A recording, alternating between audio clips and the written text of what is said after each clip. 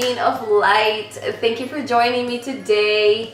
So today is going to be a very heartfelt video, and you know, as you can see, it's going to be very raw. I'm not wearing any makeup, I'm not wearing any jewelry, any cute clothing. Well, actually I really like my shirt. But I wanted to show another side of myself. I wanted to be vulnerable with you guys because that's who I truly am. This is who I truly am. I know in the other videos and so many people on YouTube, they always love to look pretty and do the makeup and everything, but guess what? That is not how we truly are. This is who I truly am. I live on the beach and it's always hot and I love wearing my tank tops, and I'm a very happy girl like that. So I wanted to talk about, you know, the fact that my vegan journey is over. I was a vegan for 2 years, and actually my journey has been over for 6 months now. I did it on purpose, to wait this long, because I wanted to take my time and understand the changes that I was going through in my body, because that's exactly what happened. I just started going through a lot of different changes, both emotionally and physically, and I needed to take some time and respond and be present with myself and with my body.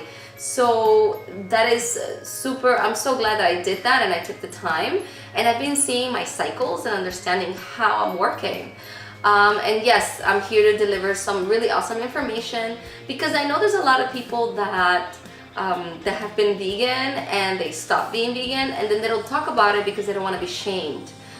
One thing that I have noticed is that in the community of food, there's a lot of shaming. If you want to shame me, go ahead, but you're only adding more you know, negative energy into our environment instead of just accepting each other for who we are and what we are. So anyway, let's get started. Okay, let's see. When I started being vegan, it was very easy for me. It was an easy transition. I didn't eat that much meat in the first place before. It was just like my body was really asking for it. Like my body was really asking for it. Like I was just really turned off by meat. And I was like, oh my God, it's amazing. You know, I don't really want to eat meat anymore. I promise you, I educated myself in so many things, okay? In so many things. Like, I mean, come on, look at me. Like, I'm a fucking research freak. I'm like this, you know, person that I'm super self-motivated. And I understand that a lot of people are not. That's what they call me. When I want something, I research the shit out of it. And I did the best that I could. And so I felt really ready to take that step. And I did, and it was amazing. I mean, I sustained myself for 2 years, so I think that's kind of cool for going back to veganism. So, you know, that's that. But what happened is that towards the last 4 months, I started, like, my energy level started to go down, and I was actually depressed without even realizing that I was depressed. We confuse depression with sadness. And the thing is that sadness is an emotion, and emotions, they come through you and they come out of you. Depression is like a state of mind, just like loneliness. I was feeling depressed, but I had no idea. I just know that I was feeling like really mellow. I was very lackadaisical, but then I started listening to what my body was telling me. So my body didn't want to wake up in the morning at whatever time I normally would wake up. So I was like, okay, fine, buddy, you know, we're gonna sleep later. All right, sure. And then, you know, I would do that, and I was like, all right. And then after a while, I didn't want to work out anymore. And I was like, all right, buddy, like, I guess we won't work out. And I like to work out. I like to be physical. Normally, I don't take breaks for no longer than 2 weeks, and then I go back to working out. So this time I was like, well, maybe I need a longer break. Sure, let's listen to it.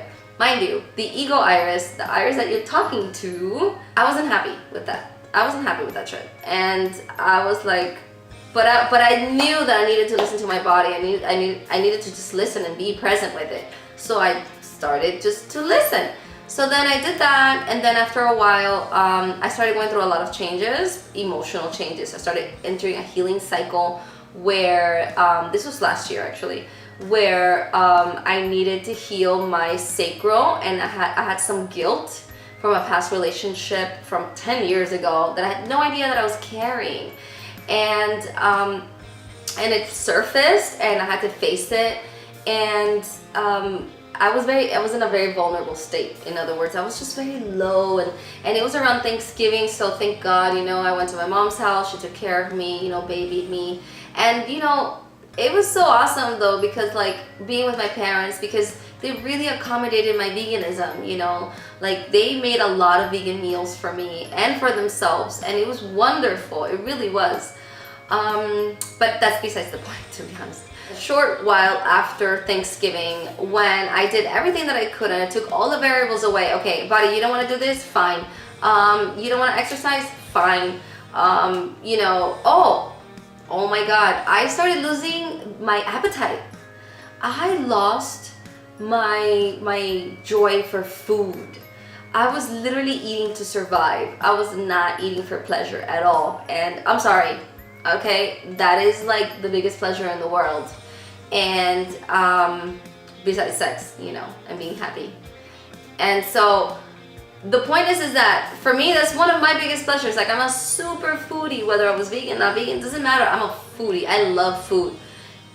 I was not eating like with joy. I was just like, all right, I'll just make myself whatever. And then I just lost my appetite, and it was just like so crappy. A little after that is when it started to hit me. Like, I just did whatever my body wanted to do. And I did not want to eat meat only until the very, very end. That my body was like, meat. And that's when I was like, oh my God, my body wants to eat meat until the very end, because I never really craved meat ever. And I was like, holy shit, but it was like a lot. It was like these crazy desires, you know? So then I was like, okay, fine. I guess I'm just gonna have to go for what my body asks. And I started eating meat little by little, and that was around December. That was in December, at the end of December. And all of a sudden, I woke up from my, you know, cloud of haziness, and my energy levels went up. I actually slimmed down, so that was kind of cool, you know, being slim for Christmas. That's pretty awesome. But yeah, I had to deal with a lot of guilt. I couldn't understand what was going on. I couldn't understand anything. All I knew is that I was just letting myself be guided. And so yeah, that's what I did. And I don't regret it, you know, I really don't regret it. I feel better than ever. The first month was a weird month because all I wanted to do was eat chicken and ice cream. So, and I've kind of heard that when you go back to eating meat, it's like this weird cravings start. So instead of me like hating myself on it, I just went for it. I was like, okay, you want to eat chicken? Let's eat chicken. And it was really interesting, and I still do that to this day, is that I'll eat like protein, or I don't even call that protein, it's meat. I'll eat meat one day, and then I will eat a bunch of veggies the next day, and then I'll eat meat the next day, and then I'll eat a bunch of veggies. Like, it's like I don't really want to combine it. I mean, I'm doing that more now, but definitely that first month I didn't want to combine anything. I just wanted to like, I was very secluded with myself on that. I did gain weight after that month, but I lost it now, and I feel the same. It's like I went back to normal. And so the aftermath, now I want to talk about the aftermath about, you know, my veganism. I've never felt so connected to the earth. I've never felt so connected to myself. And I've never felt so connected to animals.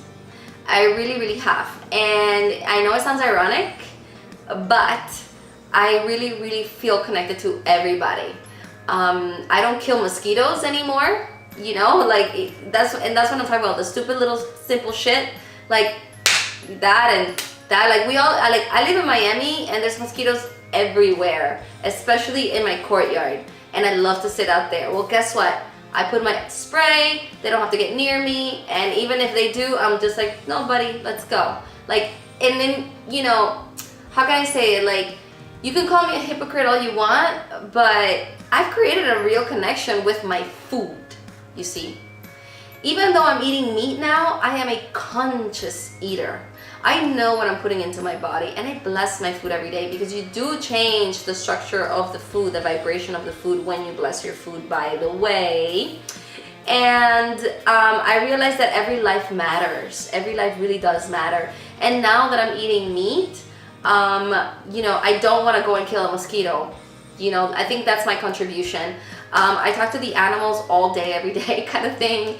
And I will have cockroaches like seasonally. Like I think right now is the season for that. I haven't had one. And it's not because, oh, they love me. No, it's because, you know what? I'm like, buddies, thank you for coming here, but this is not your environment. It's time for you to go. And I always tell them, okay, no cockroaches, guys. This is not your environment. And I don't have ants. I don't have cockroaches in my place.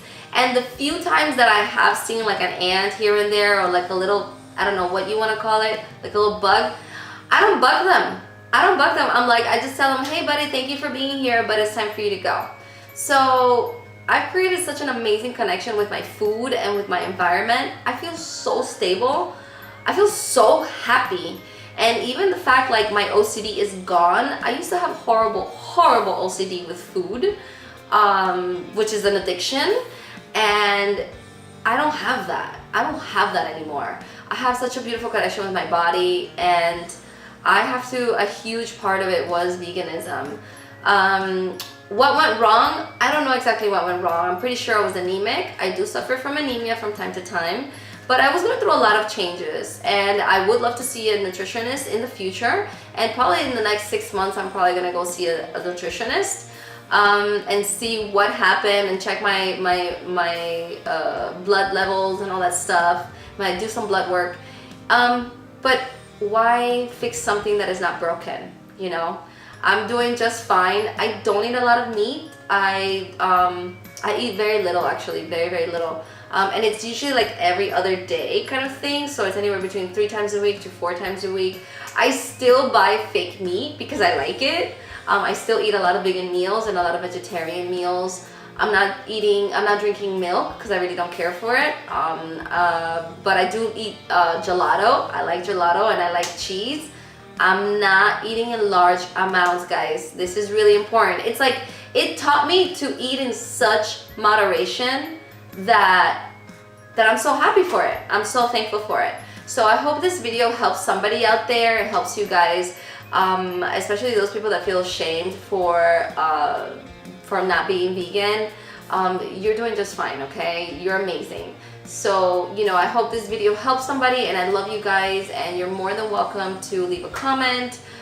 Please be nice, you know. This is my real raw self, so heck, you know what? You want to bash me, go ahead, but you're only adding more hate into this world. So, yeah, guys, I love you, and yes, I did a lot of research. I don't know if I mentioned that before, but I love you guys, and have a beautiful day.